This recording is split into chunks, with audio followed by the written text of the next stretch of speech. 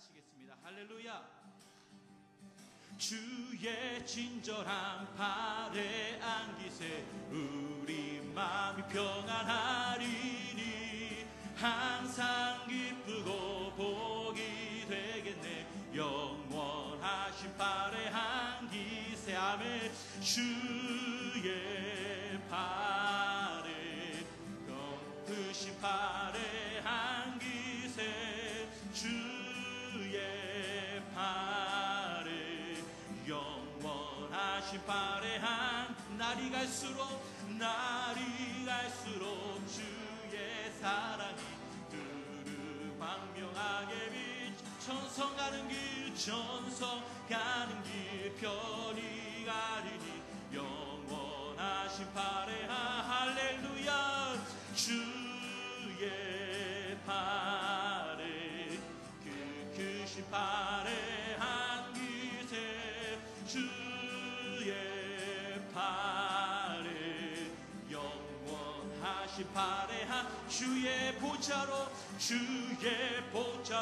나 기뻐 찬미소리 외치고 겁과 두려움 없어지리니 영원하신 팔에 할렐루야. 주의 팔에 크신 팔에 한 주의 팔에 영원하신 팔에 다시 한번 주의 보좌로 나아갈 때에 기뻐 찬미소리 겁과 두려움 없어지리니 영원하신 팔. 우리 주님의 팔을 의지하시면서 주의 팔에 크신 팔에 안기세 주의 팔 영원하신 팔에 안기세 죄에서 자유를 얻게 함은 보혈의 능력 주의 보혈 시험을 이기는 승리 참 놀라운 능력이로다. 아멘. 주의 보혈 능력이 또다. 주의 피 믿음으로 주의 보혈 그 어린 양의 매우 귀중한 피로다. 우리 목소리 높여서 육체의 정욕을 이길 힘은 보혈의 능력 주의 정결한 마음을 얻게 하니 참 놀라운 능력이로다. 할렐루야. 주의 보혈 능력이 또다. 주의 피 믿어 주의 보혈 그 어린 양의 매우 귀중한 피로 눈보다 더 희게 맑히는 것 보혈의 능력 주의 보혈 의정한 모든 것말 참 놀라운 능력이로 할렐루야. 주의 보혈 능력이 또다. 주의 피 믿으오 주의 보혈 그 어린 양의 매우 구주의 복음을 전할 제목 구주의 복음을 전할 제 보혈의 능력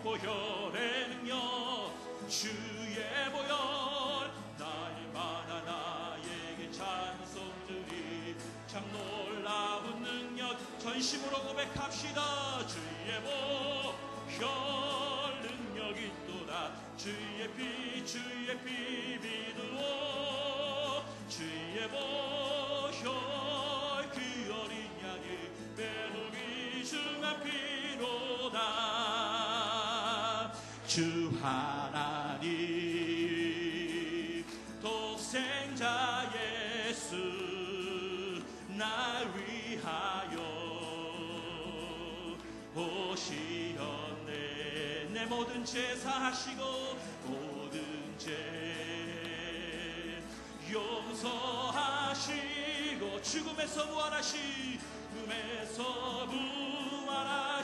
나의 곳에 우리 살아계신 주님을 찬양합시다. 계신 주 나의 참된 소망 걱정 근심 전혀 없네.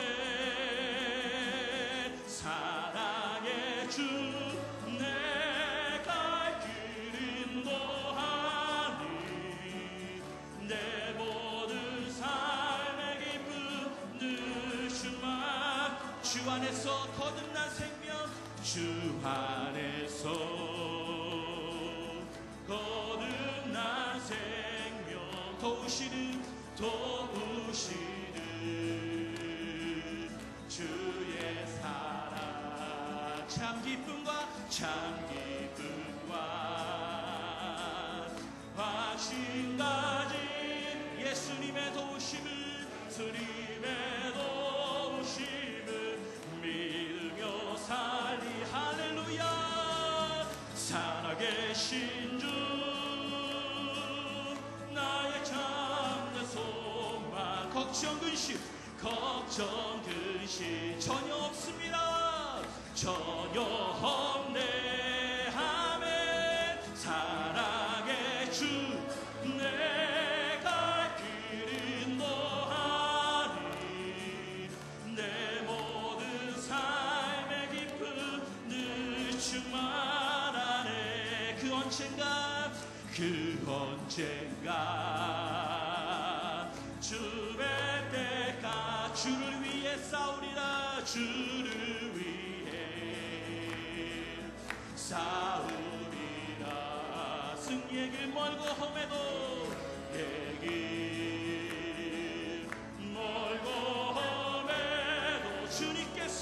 주님께서 나의 앞길 지켜주시 할렐루야. 선포합시다. 살아계신 주 나의 참된 소망 걱정 근심 전혀 없네. 사랑의 주 내 갈 길 인도하니 내 모든 삶의 기쁨 늘 주 살아계신 주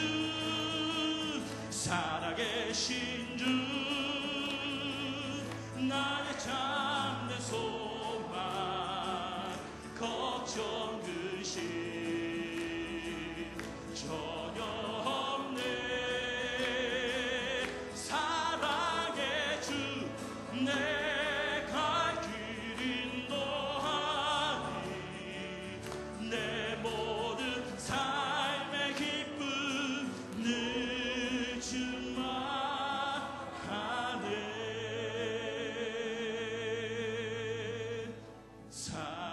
살아계신 주 나의 참된 소망 걱정 근심 전혀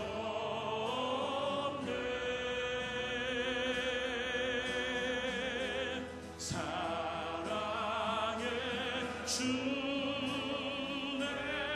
주 내 갈 길 인도하니 내 모든 삶의 기쁨 늘 주만 하네.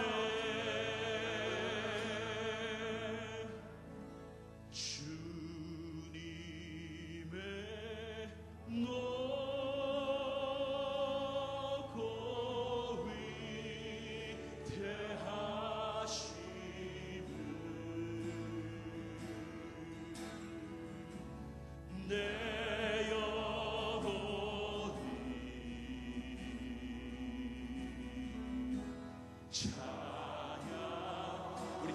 받으시기 합당하신 주님 앞에 두 손 높이 들고 주님의 높고 주님의 높고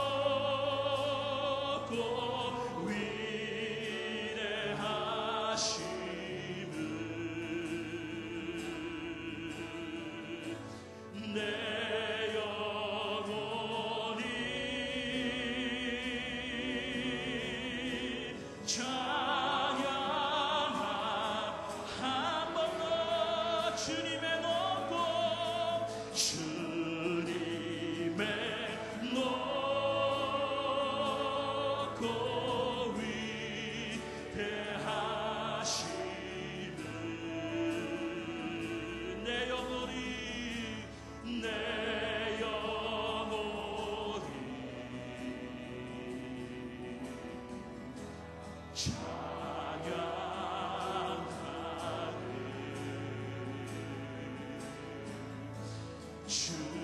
주님의 높고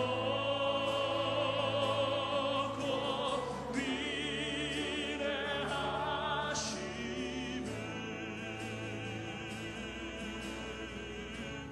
내 영혼이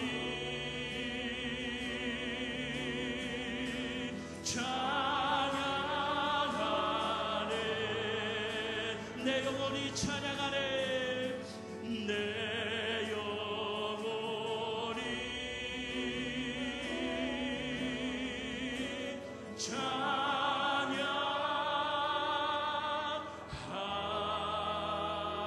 찬양하네 할렐루야 할렐루야 다 같이 일어나셔서 찬양하라 내 원하 찬양하겠습니다.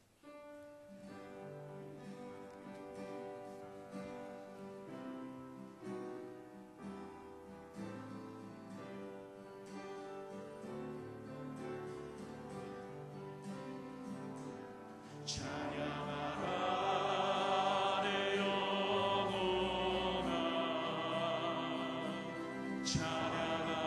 찬양하라 내 영혼아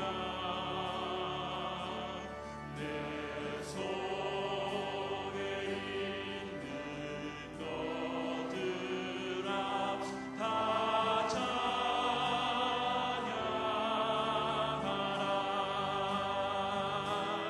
감사하라 내 영혼아 감사하라 내 영혼아 내 속에 있는 것들아 다 감사하라 송축하라 내 영혼아 송축하라 내 영혼아 내 속에 있는 것들아 다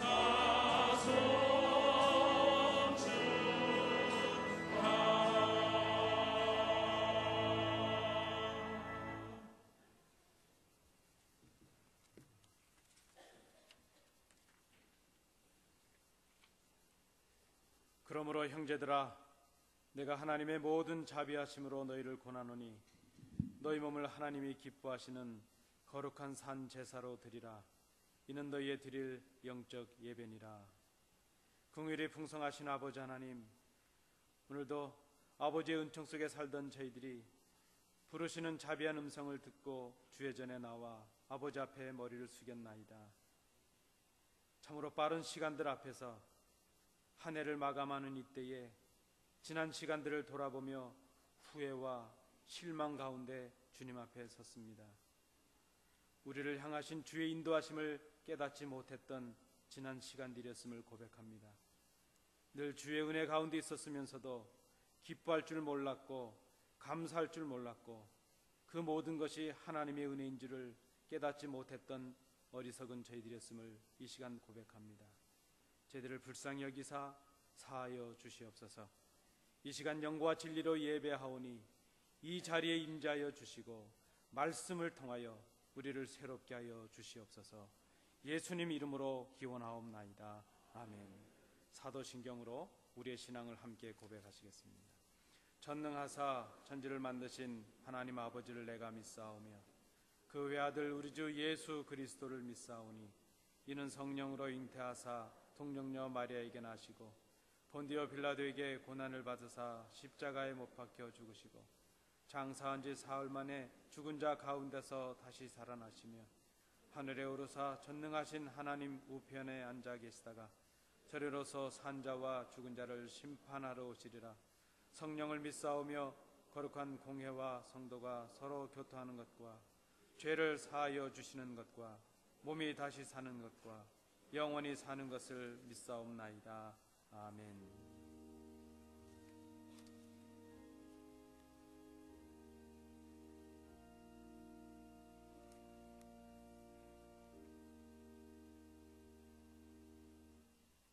자리에 앉으셔서 교동문 46번 요한복음 14장 부분을 함께 교독하시겠습니다.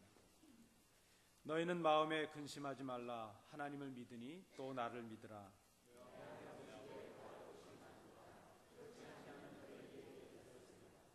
내가 너희를 위하여 처소를 예비하러 가노니 가서 너희를 위하여 처소를 예비하면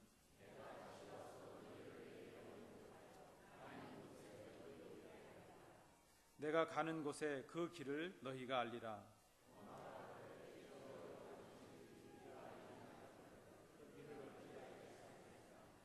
예수께서 가라사대 내가 곧 길이요 진리요 생명이니 아멘.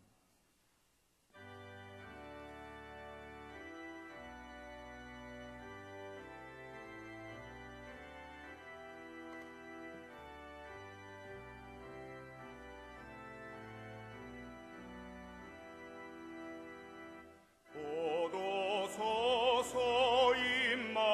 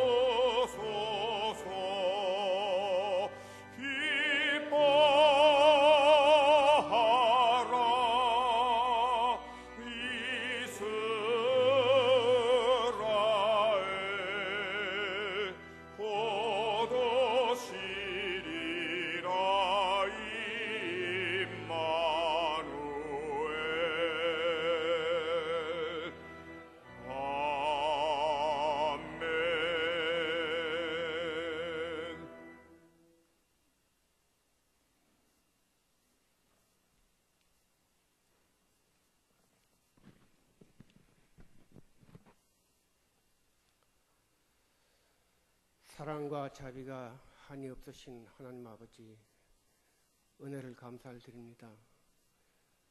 한 주간 동안도 주님의 사랑 가운데서 이 재단에 속해 있는 모든 권속들 지켜주시고 보호하여 주시옵시고, 대강절 두 번째를 맞이해서 주님 전에 다 나오게 하시고 성삼위 하나님 앞에 찬송 드리며 경배 드릴 수 있도록 인도해 주신 은혜를 진심으로 감사를 드립니다. 한 주간 지나면서 주님 앞에 여러 가지 모양으로 범죄한 것, 주님이 원하시는 뜻대로 살아드리지 못한 부족함, 이 시간 다 용서하여 주시옵시고, 우리 주님의 그 거룩하신 보혈의 공로로 깨끗하게 씻어주셔서 정결하게 해 주시옵소서. 특별히 감사하기는 사랑하는 종 권 목사님 또 이 재단에 보내주신 것 감사드립니다.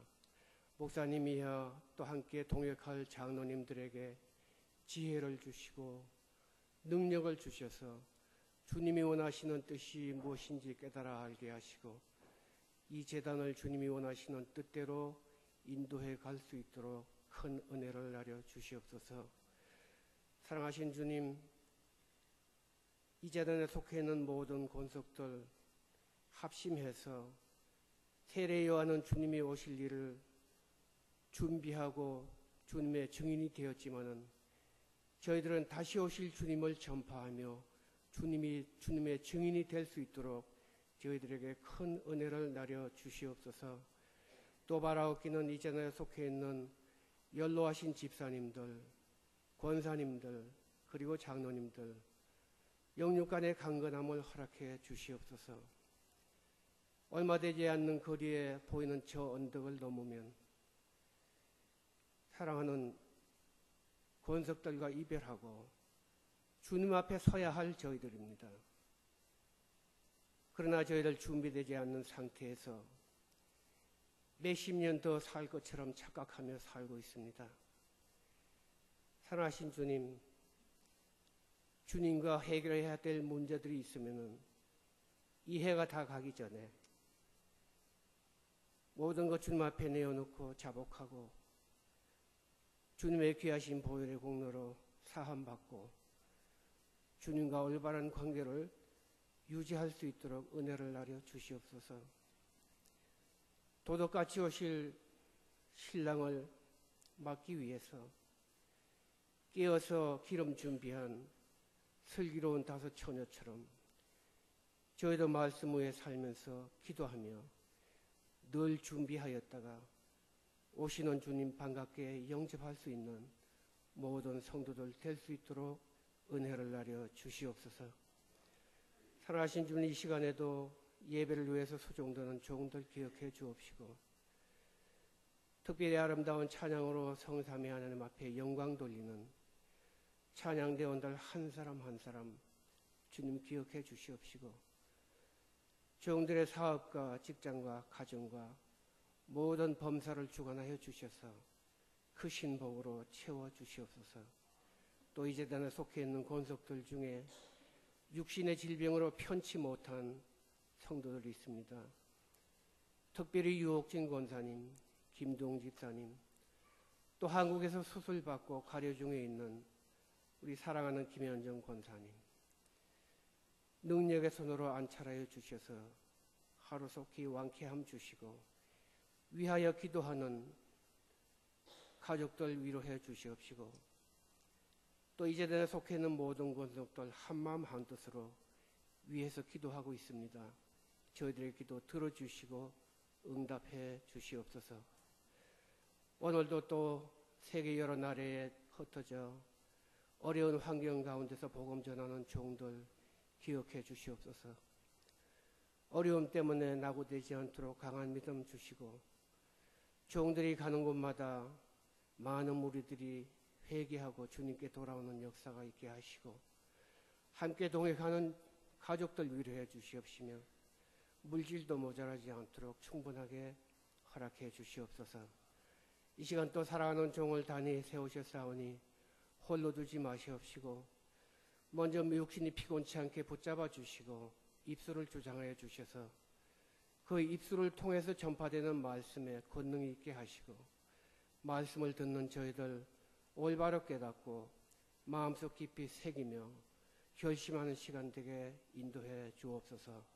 처음 시간이 마치는 시간까지 성삼위 하나는 영광 받아 주시옵시고 저희들에게는 하늘 문 여시고 신령한 복으로 채워 주시옵소서. 감사드리옵고 예수님 이름으로 기도드리옵나이다. 아멘.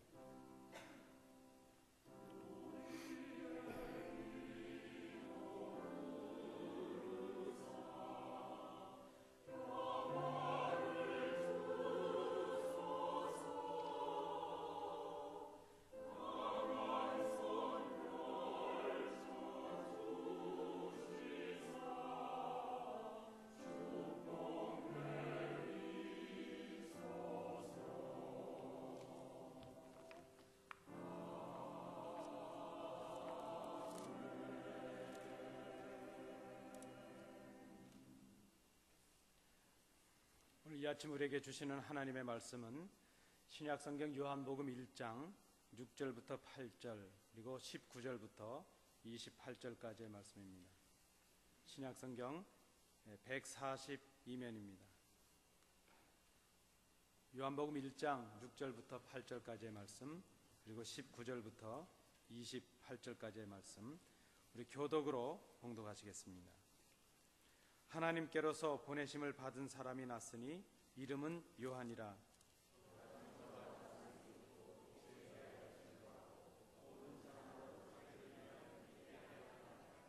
그는 이 빛이 아니요 이 빛에 대하여 증거하러 온 자라.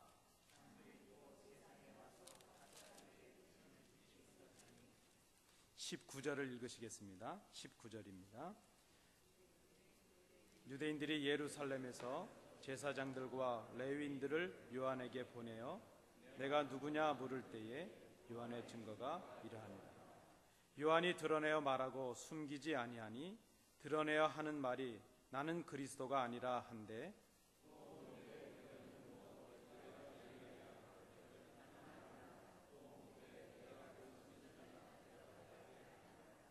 또 말하되 누구냐 우리를 보낸 이들에게 대답하게 하라.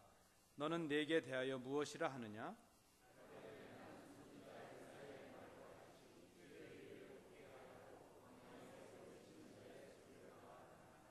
저희는 바리새인들에게서 보낸 자라.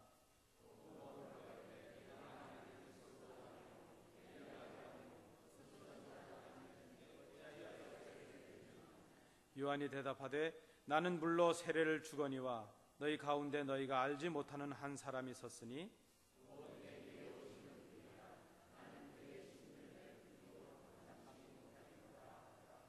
이 일은 요한의 세례 주던 곳 요단강 건너편 베다니에서 된 일이니라. 아멘.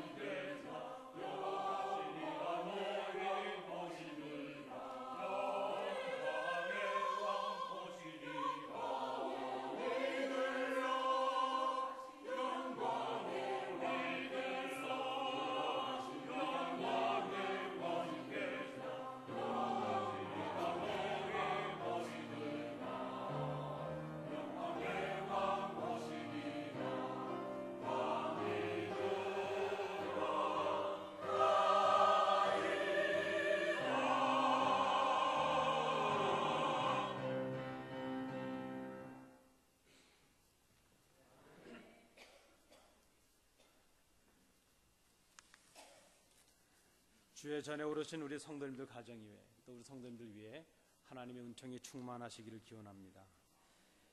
오늘은 우리 예수님의 오신 그 초림을 기념하고 또 다시 오실 주님을 사모함으로 기다리는 대강절 혹은 대림절 두 번째 주일입니다.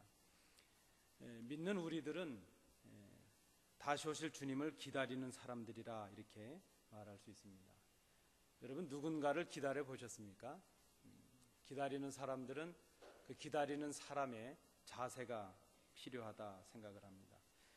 주님을 다시 오실 주님을 기다리는 우리 믿는 자들로서의 삶의 자세와 모습이 어때야 될 것인가?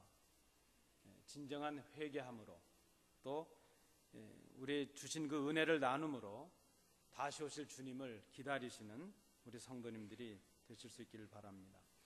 누가복음 3장 1절 2절에 보시면 세례 요한이 주님 앞서서 사역을 시작할 때에 그때의 상황이 어땠는가 하는 것을 말씀해 주고 있습니다.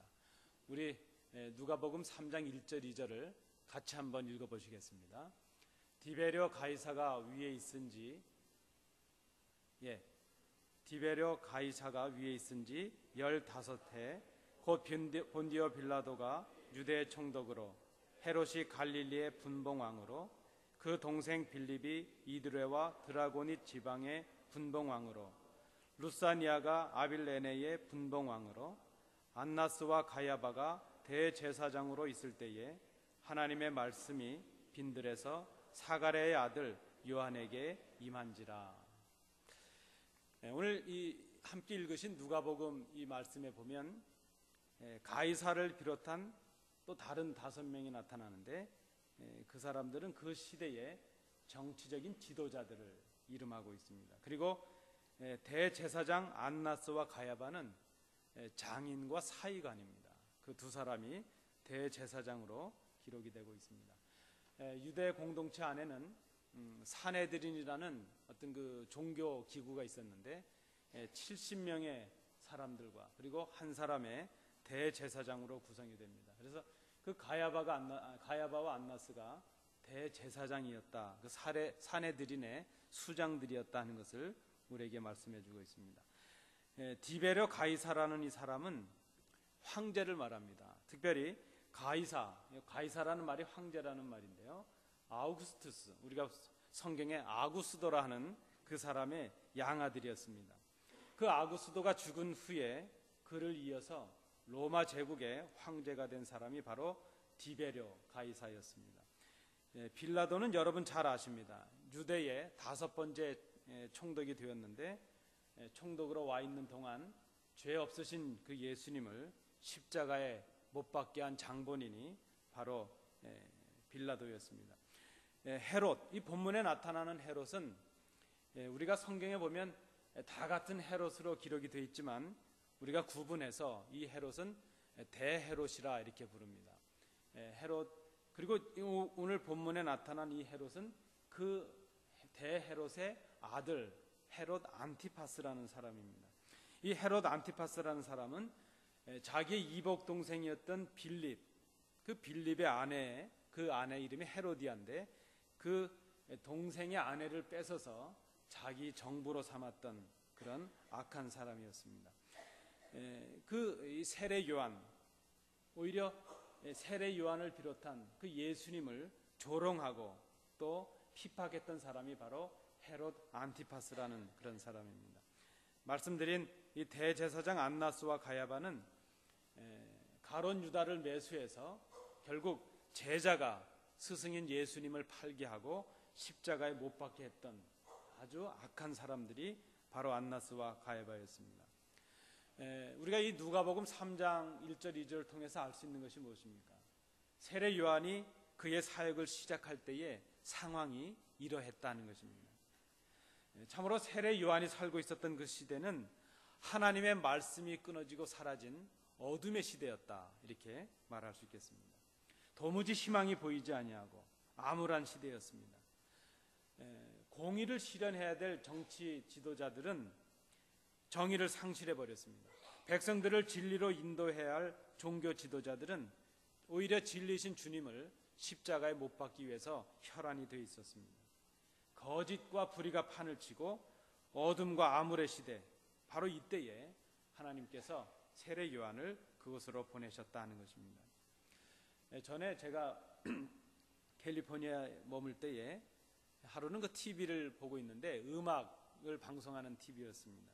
그 TV를 보다가 한 성악가에게 감동을 받았던 그런 적이 있었습니다. 제가 그날 듣기에는 마치 천상의 소리가 이런 소리가 아니겠는가, 우리 찬양대처럼 천상의 소리가 이런 소리가 아니겠는가, 그런 생각이 들 정도였습니다. 그가 하는 그 노래를 들으면서 마음속에 잔잔한 감동을 느끼게 되었습니다. 그런데 그가 노래하는 내내 눈을 감고 이 노래를 하는 것입니다. 그래서 눈을 좀 뜨고 하면 좀 눈빛도 보고 좋을 텐데, 그가 노래를 마칠 때까지 계속해서 눈을 감고 노래하고 있는 것을 보게 되었습니다. 그런데 나중에 저희 집사람이 이렇게 제가 TV 보고 있는 걸 보고, 제가 너무 이 성악가가 노래가 훌륭하니까 와서 좀 보라 그랬는데, 저는 몰랐는데 집사람은 알고 있더라고요, 그가 누구인지. 그리고 제가 나중에 알았습니다. 그는 장님이었습니다. 눈을 앞을 못 보는 장님이었는데 그의 이름이 바로 안드레아 보첼리라는 사람이었습니다. 여러분도 아시죠? 저는 몰랐습니다. 이분이 그렇게 나중에 알고 보니까 꽤 유명한 성악가였습니다. 제가 그분에 대해서 좀 알아보았습니다. 그는 어릴 때부터 음악과 축구를 아주 좋아했다고 합니다. 그래서 아주 축구를 좋아했는데 12살 되던 때에 그저 친구들하고 공을 차고 놀다가 축구 공이 그의 눈 부분을 강하게 때렸다고 합니다. 그 이후로 그가 그만 시력을 잃고 말았습니다. 그는 그럼에도 불구하고 낙심하지 아니하고 열심히 공부해서 변호사가 됩니다. 그런데 그 변호사가 되었어도 자기의 그 음악에 대한 꿈을 버리지 못하고 결국 그 변호사의 길을 버리고 음악가의 길을 택합니다. 이탈리아에서 명문 음악 교육 기관인 산타 체실리아라는 그 국립음악원에 들어가서 성악을 공부하게 됩니다. 음악 수업을 받습니다. 그리고 그 당시에 전설적인 테너로 알려져 있는 프랑코 코넬리라는 사람에게 가서 음악 사사를 받습니다. 이게 결국 그렇게 감미롭고 서정적인 목소리의 성악가로 다시 태어나는 그 사람을 우리가 볼 수 있습니다. 근데 여러분, 우리가 성한 사람도 음악을 공부한다는 게 어렵지 않겠습니까? 지금 앞을 볼 수 없는, 아니 악보를 볼 수 없는 치명적인 약점에도 불구하고 그는 끊임없는 노력을 통해서 자기의 장애를 극복하고 오페라 무대까지 도전하는 그런 기염을 토합니다. 그는 첫 작품으로 라보엠에서 주인공 로돌포 역할을 공연했다고 합니다.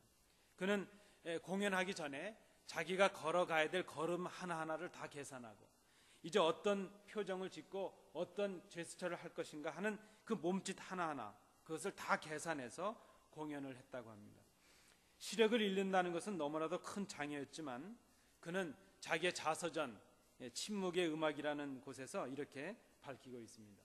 연주하기 전에 나는 아무도 없는 곳에서 침묵의 시간을 가졌다. 그리고 그 시간을 통해서 나의 영혼을 어루만지고 나 자신과 이웃에 대한 깊은 신뢰를 가지게 되었다. 그리고 보이진 않지만 가슴으로 느끼는 음성을 듣게 되었다. 이렇게 고백하고 있습니다. 그는 참으로 앞을 볼 수 없는 어둠 속이었지만 그 어둠 속에서도 새로운 세상을 바라보고 들리지 않는 음성을 마음으로 볼 수 있는 그런 사람이 되었습니다. 앞이 보이지 않는 어둠 속에서 그는 빛을 본 사람이었다. 이렇게 말할 수 있을 것입니다. 바로 세례 요한이 우리 주님을 증거하기 위해 나섰던 그때가 바로 이런 어둠의 때였습니다. 말라기 선지자 이후에 약 400여 년 동안 하나님의 말씀을 증거해주는 선지자가 없었습니다. 세례 요한은 비록 이런 그 암흑의 시대를 살았고 또 광야에서 살았지만 그는 그 어둠 속에서도 빛을 바라볼 수 있었습니다. 그리고 그 빛을 통해서 하나님의 말씀이 들려지지 않는 그 시대에서 하나님의 음성을 듣는 사람이 되었습니다. 그리고 그는 예수님의 길을 준비하고 광야의 소리로 살았던 그런 귀한 사람이 되었습니다. 그의 생은 참으로 짧은 생이었습니다. 그는 비록 짧은 생을 살았고 세상적으로도 그렇게 화려한 생을 산 사람은 아니었지만 지금 생각해 보면 그는 행복했겠구나 생각을 합니다. 아까 말씀드렸던 그 성악가도 제가 다른 데서 그 공연하는 걸 또 들으니까 공연 끝나고 인터뷰를 하는데 노래할 수 있다는 것이 행복하다 그러시더라고요. 여러분, 우리가 비록 좀 어두운 세상을 살아가고 이 힘든 세상을 살아가고 있지만 여러분들께서 지금 하고 계신 그 무엇 때문에 행복함을 느끼고 계신가 묻고 싶습니다. 우리 찬양대가 여기 계시는데 여러분, 이 찬양을 한다는 것, 주의 이름을 찬양하는 이 일을 맡았다는 것 때문에 행복한 마음이 좀 있으신가요? 감사합니다. 만약에 우리가 찬양을 하면서도 행복함이 없다면 얼마나 힘들겠습니까? 우리가 주예전을 중심으로 많은 봉사를 하셔야 되고 일들을 하고 계십니다. 근데 그 일들을 할 때에 이것이 단순히 우리의 책임으로 느껴지고 있는지, 아니면 우리가 그 일을 감당한다는 것 때문에 우리 속에 감사가 있고 기쁨이 있는지. 여러분, 우리가 어떻게 하든지 믿음 생활을 한다는 것, 또 교회 나온다는 것, 그것 때문에 좀 행복하고 기쁨이 있어야 되지 않겠습니까? 오늘 우리 주예전에 오르신 성도님들 가운데 기쁨이 충만하실 수 있기를 축원합니다. 주로 인하여 성도들과의 교제로 인해서 우리에게 기쁨이 넘쳐들 것입니다. 그렇게 생각해 본다면 비록 이 시대가 그렇게 어둡고 어렵지만, 그렇게 이 시대가 어렵고 어둡다는 것 때문에 그저 실망한 일만은 아니구나, 그런 생각을 해봅니다. 이 대림절 아침에 주님의 길을 곧게 하는 사람들이, 주님의 길을 예비하는 사람들이 해야 될 일이 무엇인가, 우리가 이 세례 요한을 통해서 몇 가지를 배워보고자 합니다. 세례 요한을 통해서 우리가 주님의 길을 예비하는 사람들이 어떤 삶을 살아야 될 것인가. 여러분, 첫째는 자신이 누구인가를 아는 것이 주님의 길을 예비하는 사람의 첫 자세라는 것입니다. 세례 요한은 자신이 누구인가를 분명히 알았던 사람이었다, 이렇게 생각을 합니다. 세례 요한은 400년 만에 유대 땅에 나타난 하나님의 선지자였습니다. 말라기 이후에 하나님의 말씀을 전해주었던 선지자가 없었습니다. 그 선지자가 없었던 그 시대에 그 땅의 사람들은 어두운 가운데서 하나님의 말씀을 듣기를 갈망하고 있습니다. 그러나 아무도 하나님의 말씀을 전달해 주는 사람이 없습니다. 그러한 때에 하나님의 말씀을 들고 하나님을 전하고 주님의 길을 예비한 사람이 바로 세례 요한이었습니다. 많은 사람들이 그 세례 요한의 말씀을 듣고 삶의 방향을 바꾸고 회개하고 또 새로운 삶을 시작하고 있었습니다. 많은 사람들이 오히려 이제는 그 세례 요한을 가르쳐서 메시아가 아닌가, 그렇게 생각을 합니다. 그러한 기대감 때문에 많은 사람들은 오히려 세례 요한을 열광하고 그를 따라다닙니다. 어떻게 생각해 보면 요한이 원하기만 했다면 많은 사람들의 인기를 얻을 수도 있었을 것입니다. 많은 사람들의 추앙을 한 몸에 받을 수 있었을 것입니다. 그러나 그는 자기 자신에 대해서 분명하게 말하고 있습니다. 나는 빛이 아닙니다. 나는 빛을 증거하러 온 사람입니다. 이렇게 고백하고 있습니다. 오늘 읽으신 본문 23절에도 보시면 가로되 나는 선지자 이사의 말과 같이 주의 길을 곧게 하라고 광야에서 외치는 자의 소리로라 말씀하고 있습니다. 나는 말씀이 아닙니다.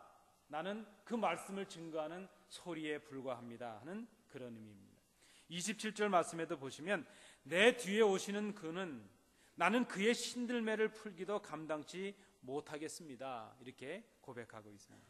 1장 8절 말씀에도 그는 이 빛이 아니요 이 빛에 대하여 증거하러 온 사람이라 이렇게 말씀하고 있습니다. 여러분, 많은 사람들이 지금 세례 요한을 바라봅니다. 그가 원하기만 하면 메시아가 될 수도 있을 거고 엘리야와도 같은 선지자의 대접을 받을 수도 있었을 것입니다. 그런데 그는 말하고 있습니다. 여러분, 나는 메시아가 아닙니다. 나는 내 뒤에 오시는 그분의 신발끈을 풀고 묶는 것도 감당할 수 없는 그런 사람입니다. 아니, 그 말은 나는 그분 앞에서 보잘것없는, 그 종 중에 보잘것없는 한 종도 될 수 없는 그런 연약한 사람입니다. 이렇게 고백하고 있는 것입니다. 요한은 자신의 인기가 절정에 이르렀을 때에 모든 사람들의 시선이 자기에게 집중되고 있을 그때에 스스로 그 자리에서 내려오는 겸손함을 보여주고 있습니다. 그것은 자신이 서 있어야 될 자리가 아니라 하는 것을 그가 알고 있었기 때문입니다. 여러분, 주님의 오심을 예비하는, 주님의 길을 예비하는 우리들이 해야 될 그 첫 번째는 무엇일까요? 내가 서야 될 자리가 아닌 것을 깨닫는 것입니다. 내가 주님의 자리를 대신하지 않는 것, 그것을 아는 것입니다. 내가 누구인가를, 주님 앞에서 내 자신이 누구인가를 깨닫는 것이 바로 우리가 오시는 주님을 예비하는 그 첫 모습이라 말할 수 있을 것입니다. 아니, 감히 내가 대신하려 했던 주님의 자리에서 내려오는 것, 그것이 주님을 기다리는 사람들의 할 일이라 생각을 합니다. 여러분, 우리가 생각해 보시면 대개 가정이나 나라도 그러하고, 아니 우리 교회도 보면 그 가정이나 나라에 문제들이 생기게 될 때에 어디서 문제들이 비롯되는가 이렇게 생각해 보면 자기 자리를 찾지 못하는 데서 문제가 시작된다 이렇게 생각을 합니다. 한 가정도 그렇지 않겠습니까? 아버지가 아버지의 자리를 잘 지켜주시고, 어머니가 어머니의 자리를 잘 지켜주시고, 자녀는 자녀답게 잘 지키고, 그러면 그 가정에 문제가 없다는 것입니다. 뭐 미국이나 우리 조국이나 나라가 많이 힘들 때가 많지 않습니까? 그런데 그 나라가 힘든 일들을 우리가 잘 생각해 보면 그 결국 어디서 그런 일들이 있는가 하면 각자 맡은 자의 자리를 지키지 아니하고 다른 자리를 넘보려고 할 때에 그 가정이나 나라에 문제가 있는 것을 보게 됩니다. 우리 교회도 보면 우리 교회는 뭐 완벽하고 문제가 없는 교회다 이렇게 말할 수는 없습니다. 우리 교회도 크고 작은 그런 작은 문제들, 뭐 어려운 문제들이 있는 것이 사실입니다. 그런데 우리 교회도 보면 어디서 이런 문제들이 비롯이 될까? 제 생각엔 우리가 자기 자리를 잘 지키지 못할 때에 이런 문제가 비롯될 수 있겠다 생각을 합니다. 여러분, 교역자는 교역자의 자리를 잘 지키는 것이 중요합니다. 그렇지 않겠습니까? 담임 목사는 담임 목사의 본분을 잘 지키는 것이 중요합니다. 그 본분과 자리를 잘 지켜야 됩니다. 우리 성도님들도 성도로서의 본분과 자리를 잘 지켜야 됩니다. 성도가 있어야 될 자리가 있고 잊지 말아야 될 자리가 있습니다. 제가 주중에 제 친구 목사님하고 전화하다가 제가 좀 뭐 편치 않은 그런 소리를 들었습니다. 그건 뭔가 하면 몇몇 교역자들이 가지 말아야 될 자리를 갖다가 문제가 됐다는 그런 얘기였습니다. 제가 좀 마음이 아팠습니다. 여러분, 제가 지금 구체적으로 그걸 설명을 드리진 않지만 교역자들이 있어야 될 자리는 어디겠습니까? 교역자들은 교회에 머물고 그들의 마음과 관심은 성도들에게 있고 말씀을 훈련하고 배우고 준비하고 성도들을 교훈하고 양육하는데 주력해야 될 것입니다. 그런데 어디서 문제가 되는가 하면 가끔 교역자들이 우리 성도들도 가지 않을 어떤 술자리에 간다든지 뭐 이상한 이래서 이제 문제가 된다는 것입니다. 심지어 전에 말도 아닌 소리를 우리가 들어본 적이 있지 않습니까? 미국에 바람을 쐬러 뭐 이렇게 훈련 왔던 목사님들 몇 분이서 라스베이거스에 이렇게 구경을 가셨는데 거기 가셔서 호텔 아래에 있는 뭔가를 하셨답니다. 여러분 아시죠? 그 성도님들에게 그게 발각이 된 거죠. 세상의 비밀이 어디 있겠습니까? 그랬더니 어떤 분이 그렇게 변명을 했다 그래요. 돈 벌어가지고 교회 건축 헌금하려고 그랬다. 얼마나 악한 소리입니까? 여러분, 교역자들이 교역자의 자리에 있어야 하나님의 은혜가 있지 않겠습니까? 그렇지 못해서 이 땅의 교회들이 문제가 있습니다. 그런데 여러분, 비단 교역자만 그런 것이 아니고 성도들도 그러합니다. 믿지 않는 사람들이 우리 성도님들을 다 압니다. 저가 예수 믿는 사람, 저가 안디옥 교회 뭐래? 어머, 그런데 어떻게 여기 와 있냐? 여러분, 이런 평가를 우리가 들어서는 되겠습니다. 특별히 이런 연말에 우리가 주님의 오심을 기다린 이 절기에 모임도 많고 불가피하게 뭐 사업상 이런저런 이유로 가셔야 될 때도 많겠지만 여러분 성도로서 가지 말아야 될 것은 가지 않는 결단이 있으시길 간절히 원합니다. 목사도 그러하고 우리 성도님들도 그러하다 하는 것입니다. 자기의 자리를 지키지 못하는 데서 문제가 생겼습니다. 신앙인의 삶을 지키지 못하는 데서 이 땅의 교회들이 세상에 빛이 되지 못하고 실망을 주는 일들이 생기고 말았다는 것입니다. 정말 교회에 문제가 없을 수는 없지만 교역자, 우리 성도들이 자기의 본분과 자리를 지킨다면 혹 문제가 있을지라도 그런 공동체라면 그 생기는 문제들을 넘어설 수 있는 지혜와 능력을 갖추게 될 것이라 생각합니다. 다시 오실 주님을 기다리는 우리가 이 절기에 해야 될 일이 있다면 주님 앞에서 내가 누구인지를 바로 아는 것입니다. 그리고 내가 있어야 될 자리를 잘 지키는 것입니다. 이 절기에 우리 자신이 누구인지, 내가 있어야 될 것이 누구인지, 특별히 지금 우리 온 교회가 신약 성경을 함께 통독하고 계십니다. 우리가 그 말씀을 읽으면서 우리를 향하신 주님의 마음을 좀 헤아리시는 우리 성도님들이 되시기 바랍니다. 주님의 마음을 좀 알고 내가 있어야 될 곳이 어디인지, 주님 앞에서 내가 누구인지를 새롭게 깨달으시면서 오시는 주님을 기다리시는 우리 성도님들 되시기 바랍니다. 두 번째는 다시 오실 주님을 기다리는 사람이 해야 될 일이 무엇인가? 그것은 자기의 사명을 바로 아는 것이라는 것입니다. 나에게 주신 사명이 무엇인가 하는 것을 아는 것입니다. 세례 요한은 자신이 감당해야 될 사명이 무엇인가 하는 것을 분명하게 알고 있는 사람이었습니다. 사명을 아는 사람은 자기의 삶의 목적을 아는 사람이라 말할 수 있을 것입니다. 세례 요한은 자기의 맡은 그 사명이 무엇인지, 그 사명을 위해서 자기가 어떻게 살아가야 될 것인지를 분명하게 알고 있는 그런 사람이었습니다. 오늘 본문 요한복음 1장 6절 7절 말씀해 보시면 하나님께로서 보내심을 받은 사람이 났으니 이름은 요한이라.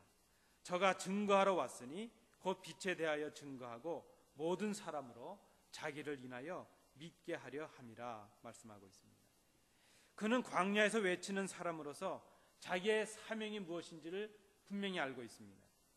자기의 사명은 사람들을 일깨워서 예수 그리스도 앞에 세우는 것, 많은 사람들, 하나님을 떠난 그 백성들을 하나님께로 돌아오게 하는 것이 바로 자기의 사명이라는 것을 그가 알고 있었습니다. 그리고 그 사명이 자기 삶의 소원이 되었습니다. 그 사명을 따라서 그는 온통 자기의 삶을 그 사명에 헌신했습니다. 그 사명을 통해서 이제 곧 오실 그 주님을 예비하는 삶을 그 세례 요한이 살았다는 것입니다. 자신의 이러한 사명을 발견하고 그것을 향해 온전히 달릴 수 있는 사람은 행복한 사람입니다. 여러분, 우리가 이 땅을 살아가다가 정말 힘들 때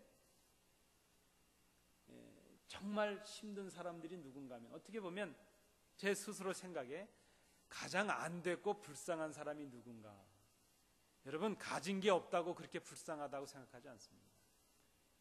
아무리 큰 집에 살건 작은 집에 살건 별 차이가 없습니다. 불 꺼놓고 나면 다 똑같던데요. 우리 사택이 참 큰 집이지만 잘 때 불 꺼놓고 나니까 이만큼 뭐 별 차이가 없습니다. 아무리 큰 차를 타고 뭐 좋은 차를 타도 뭐 제가 타는 작은 차나 우리 성도님들 타시는 큰 차나 다 바퀴 4개고 똑같더라고요. 별 차이가 없습니다.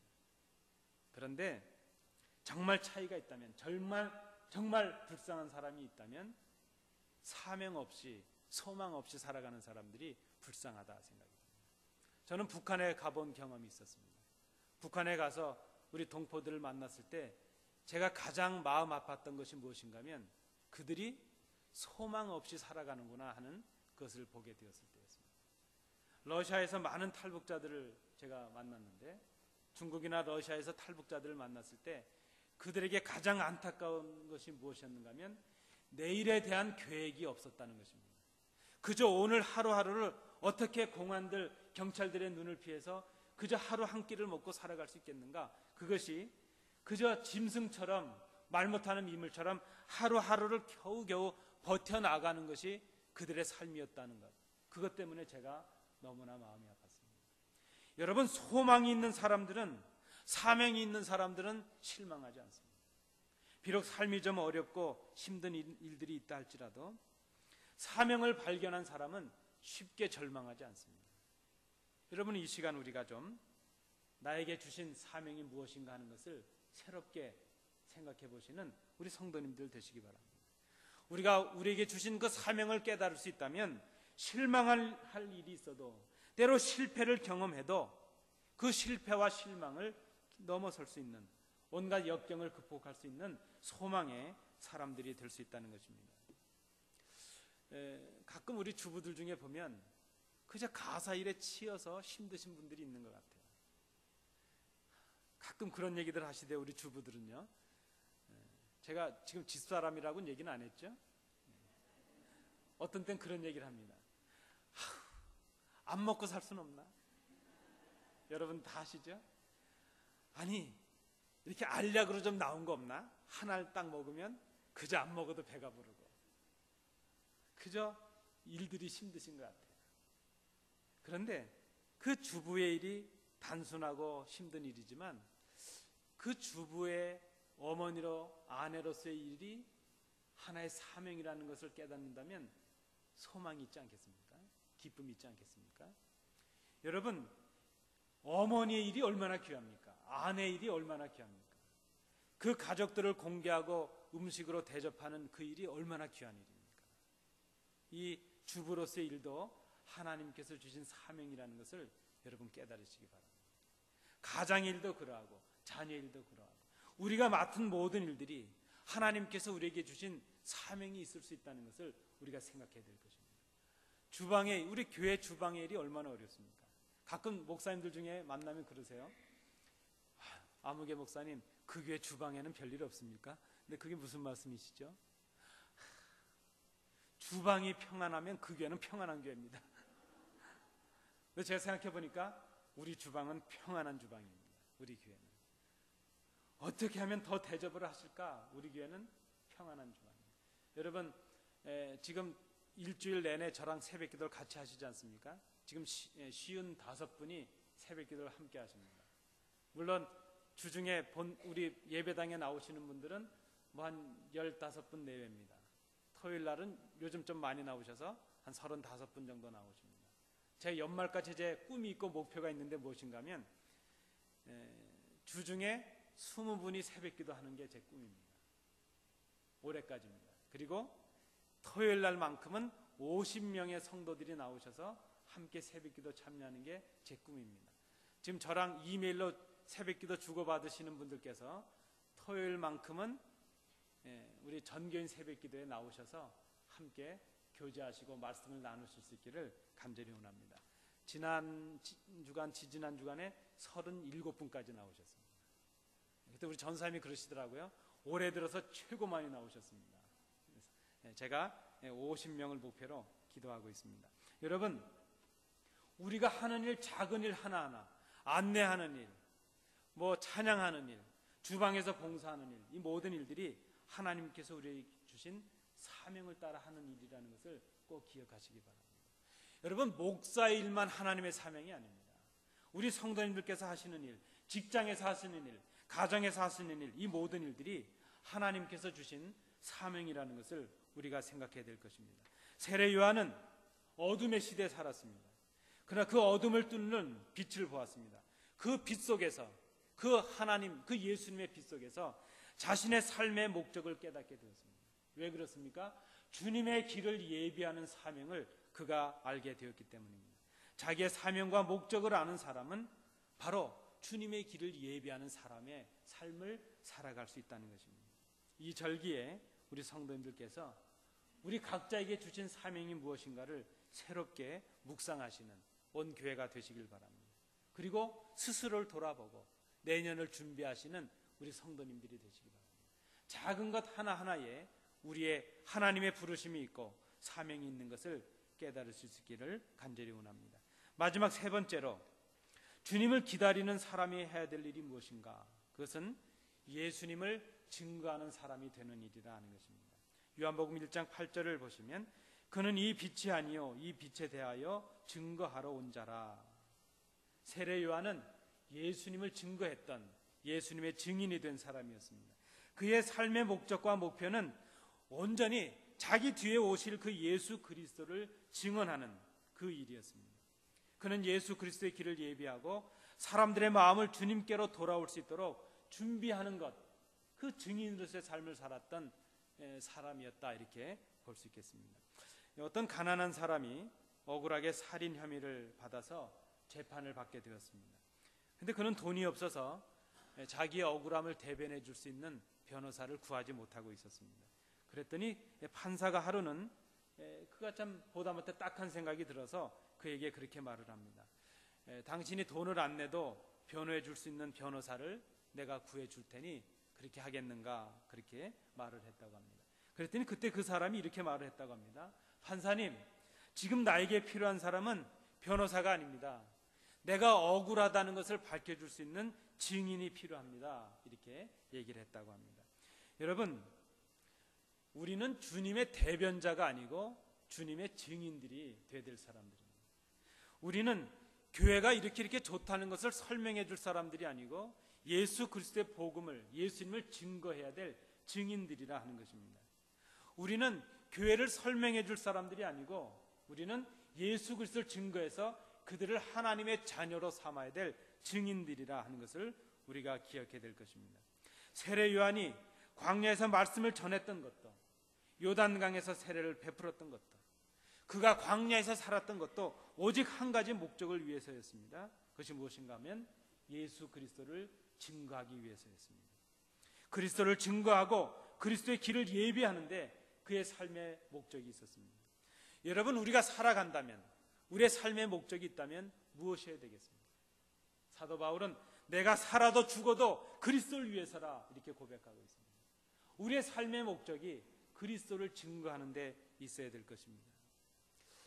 제 어릴 때 저희 모교회 교회 그 바로 입구에 그 교회 정문을 바로 옆에 하고 그 가게방이 하나 있었습니다. 아주 작은, 우리가 소위 말하는 동네 구멍가게가 하나 있었습니다. 그 집에 제 친구가 살고 있었는데 바로 교회 그 정문에 있었는데도 그분들은, 그 가족들은 교회에 나오지 않고 있었습니다. 제가 어릴 때부터 저희 모교회였으니까 아주 뭐 수십 년을 그 교회 옆에서 장사를 하셨던 그런 분들이었습니다.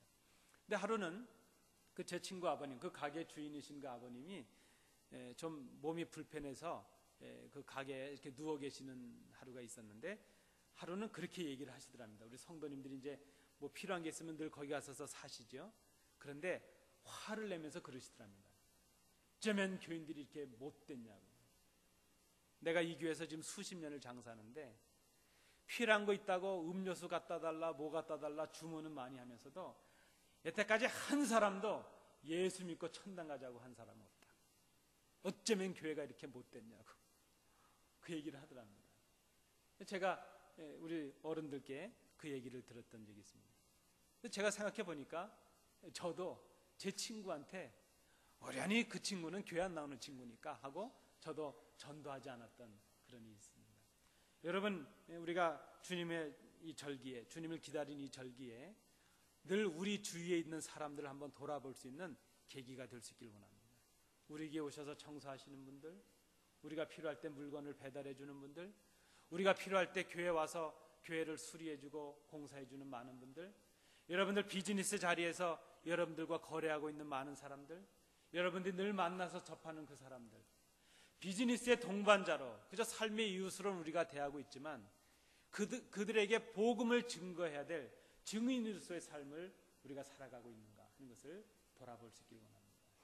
그들과 좋은 이웃이 되는 것도 중요하고, 그들의 비즈니스 파트너가 되는 것도 중요하고, 그들의 좋은 거래처가 되고 고객이 되는 것도 중요하지만 그들을 위해서, 주님을 위해서 우리가 증인이 될 필요가 있다는 것입니다. 이 절기에 그분들에게 주님을 증거하는 증인으로서의 사명을 감당하시는 우리 성도님들 되시기 바랍니다. 세례 요한은 참으로 증인의 삶을 살았습니다. 여러분, 성경에 보면 이 증인이라는 단어가 말이 한 200회 정도 쓰이고 있습니다. 근데 이 증인이라는 그 헬라가 마르투스라는 단어인데, 이 마르투스라는 단어에서 영어 단어 마터라는 단어가 왔습니다. 순교자라는 단어입니다. 근데 이 마르투스라는 단어의 원래 의미는 증인이라는 의미지만 순교자라는 뜻이 있습니다. 우리는 생각하기를 그저 예수를 위해 죽어야만, 희생해야만 증인이라, 순교자라 이렇게 생각합니다. 그러나 제가 오늘 이 본문을 통해서 볼 때에 용기와 사랑을 가지고 예수 그리스도를 증거하는 증인이 되는 것이 바로 순교자의 삶이라 생각을 합니다.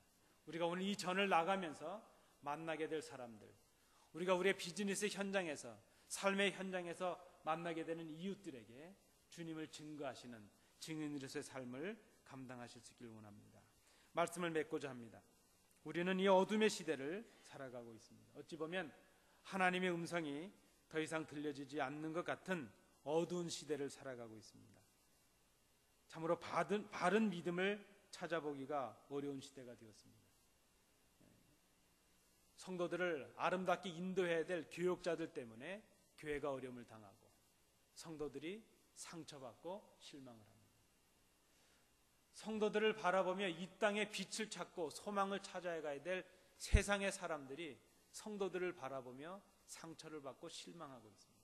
이것이 지금 우리가 살아가고 있는 현실입니다. 마치 말라기 이후에 하나님의 말씀이 끊어졌던 그때처럼 지금 하나님의 말씀이 끊어지고 있습니다. 말씀의 홍수 시대에 살아가고 있는데 우리의 마음을 움직이고 우리를 스스로 결단하게 하고 주님의 증인으로서 살아가게 하는 하나님의 음성이 우리에게 들려지지 않고 있습니다. 우리가 다시 오실 주님을 기다리는 사람들로서 어떻게 살아가야 될 것인가? 어떻게 세례 요한처럼 그 주님의 오시는 길을 올곧게 만들어 나갈 수 있을 것인가? 우린 세 가지로 오늘 생각해 보았습니다. 먼저 주님 앞에서 내가 누구인지를 깊이 생각해 보는 것입니다. 그리고 나에게 주신 사명과 목적을 새롭게 깨닫는 것입니다. 그리고 우리의 입술을 열어서 그리스도의 증인으로서의 삶을 살아가는 것입니다. 이 절기에 주님을 기다리는 우리의 모습을 돌아보시는 성도님들 되시기 바랍니다. 기도하시겠습니다. 은혜로우신 아버지 하나님, 이미 오신 주님을 기념하며 다시 오실 주님을 기다리는 저희들, 이 대강절 절기에 어떤 모습으로 주님을 기다릴까 스스로 생각해 봅니다. 세례 요한이 그리했던 것처럼 내 자신을 바로 깨닫고 나에게 주신 사명을 바로 깨닫고 증인으로서의 삶을 살아가는 저희들이 되게 하여 주옵소서. 이 추운 일기에 주님의 계절을 되살리고 주님의 오심을 기다리는 저희들이 될 수 있도록 인도해 주시옵소서. 예수님 이름으로 기도하옵나이다. 아멘.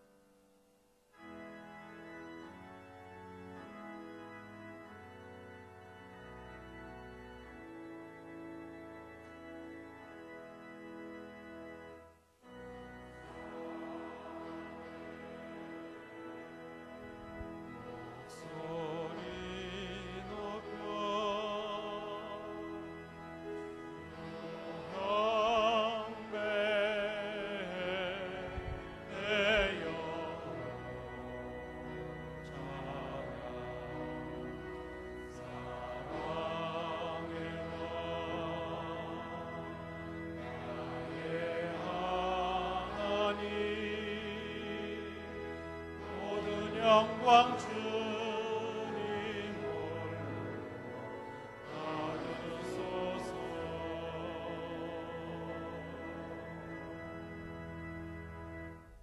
은혜가 풍성하신 아버지 하나님, 부족한 저희들을 부르시고 저희들의 예배를 받아주시니 감사합니다.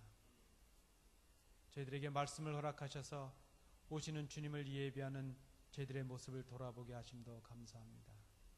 이 시간 저희들에게 주신 은혜를 감사하면서 주신 물질의 일부를 구별하여 아버지 앞에 드립니다. 우리의 마음과 정성도 함께 드립니다. 주님 받아 주시옵소서. 예물을 드렸고도 드렸지만 부족함을 생각하며 머리 숙인 귀한 자녀들을 기억해 주셔서 이들의 중심과 마음도 함께 받으시기를 간절히 원합니다. 이 예물에 이들의 눈물이 있고 기도의 제목이 있고 삶의 아픔이 있습니다. 아버지 하나님, 크신 은혜 허락하셔서 회복의 은혜를 허락하시며 모든 것들이 변하여 감사의 조건이 되는 은혜를 허락해 주시기를 간절히 원합니다. 슬픔을 당한 가정도 있고 사업의 어려움을 겪는 가정도 있고 믿음에 흔들리는 가정도 있고 자녀로 인하여 근심하는 가정도 있고 아버지 하나님, 이 모든 어려운 문제들이 오히려 주님께 맡겨지고 이 모든 과정을 통하여 우리의 믿음이 깊어지며 주님을 바로 깨닫고 하나님의 은혜를 힘입는 귀한 성도들이 될 수 있도록 인도해 주시옵소서. 드린 손길들을 복되게 하셔서 그들의 손에 물질이 마르지 않은 복을 허락해 주시며 오히려 베풀고도 남음이 있는 복의 근원의 삶을 살아가게 하여 주시옵소서. 은혜를 감사드리며 예수님 이름으로 봉헌기도하옵나이다. 아멘. 자리에 앉으시겠습니다.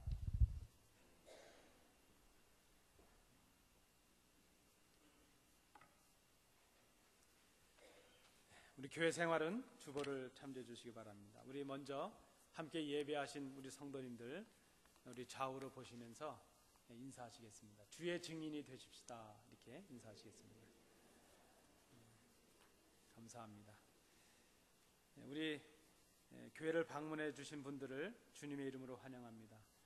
꼭 등록하셔서 우리와 함께 믿음을 또 생활을 시작하시고 우리 교회에서 진정한 행복을 찾으시는 우리 귀한 성도님들이 되시기 바랍니다. 오늘도 우리 교회를 방문해 주신 분이 계십니다. 우리 박상진 선생님 오셨는데 어디 계신가요? 잠깐. 예, 반갑습니다.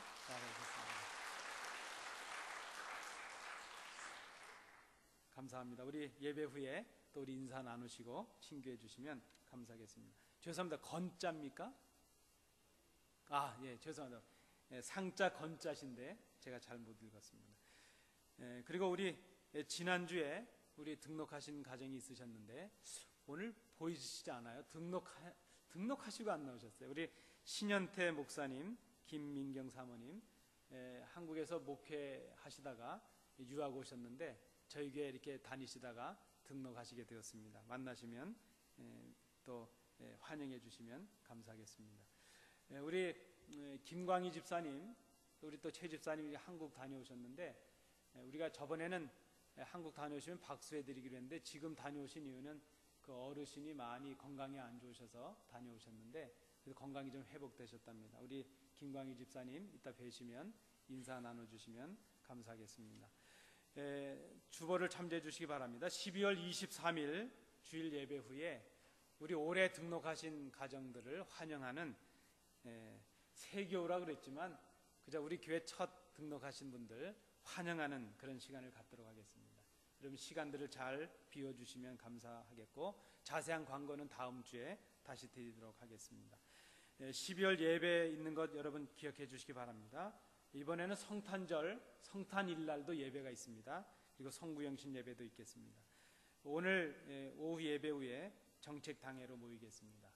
아직 헌의안을 내시지 않는 부서도 필요한 거 있으시면 우리 장로님들께 제출해 주시기 바라고 특별히 우리 장로님 5분 위해서 기도해 주십시오. 건강하신 모습으로 내년도 계획을 잘 준비할 수 있도록 기도해 주시기 바랍니다. 오늘 주일 예배 후에 남녀 선교회 총회하셔서 임원들을 개선하시고 알려주시기 바랍니다. 우리 감사위원들 명단이 이제 등재가 되었습니다. 우리 각 부서는 또 우리 회계 감사가 잘 진행될 수 있도록 해주시고, 특별히 우리 각 부서 남녀 전도회도 우리 교회에 속한 모든 부서들은 회의록이 있는 부서들은 회의록을 당해로 제출해 주시기 바랍니다. 교회 회의록은 일정하게 관리가 되고 또 보존이 돼야 될 필요가 있기 때문에 우리 모든 회의록은 잘 정리하셔서 당해로 내주시면 감사하겠습니다. 우리 감사위원들께서도 감사를 준비해 주시면 감사하겠습니다. 우리 슬픔을 당한 가정이 있습니다. 우리 조영래 집사님 어머님, 우리 조현호 장로님의 장모님이 되시는데 지난 12월 3일에 하나님의 부르심을 받으셨습니다. 그래서 조 집사님은 지금 장례 때문에 한국에 방문 중이신데 만나시면 위로해 주시기 바랍니다. 오시는 대로 우리 가정에서 위로 예배 드릴 수 있도록 준비하도록 하겠습니다. 우리 유옥진 권사님, 또 우리 김두웅 집사님, 또 우리 김현정 권사님, 또 우리 많은 분들이 지금 환우들이 계신데 위에서 늘 기도해 주시기 바랍니다. 참 감사한 것은 우리 김 집사님 건강 안 좋으시지만 늘 찬양돼서 자리를 지키시고 수요일 새벽 기도도 늘 이렇게 나오십니다. 위에서 늘 기도해 주시고 격려해 주시면 감사하겠습니다. 우리 다른 광고 없으시면 다 일어나셔서 우리 마지막 찬송 부르시겠습니다.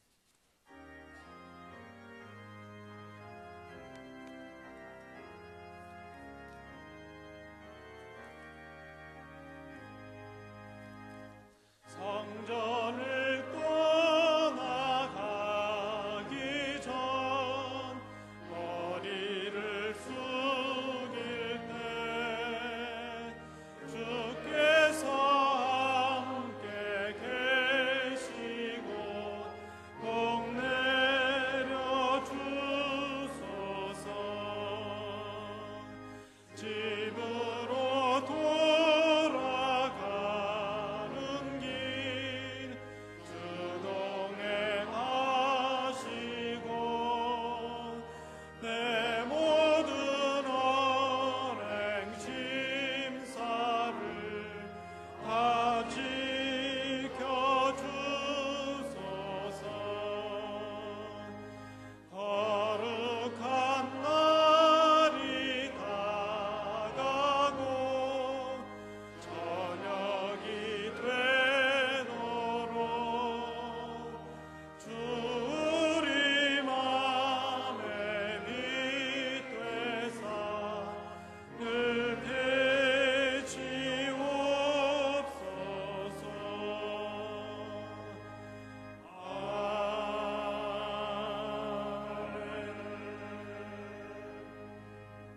긍휼이 풍성하신 아버지 하나님, 귀한 박상건 성도님 저희 교회로 보내주시고 함께 예배할 수 있도록 인도해 주셔서 감사합니다.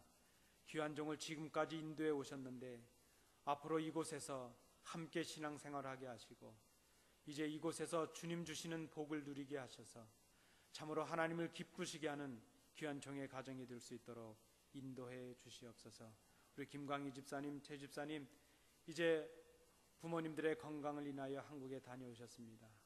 근심과 걱정 중에 있사온데 하나님 인도해 주셔서 그 어른들의 건강이 온전히 회복될 수 있도록 도와주시옵소서.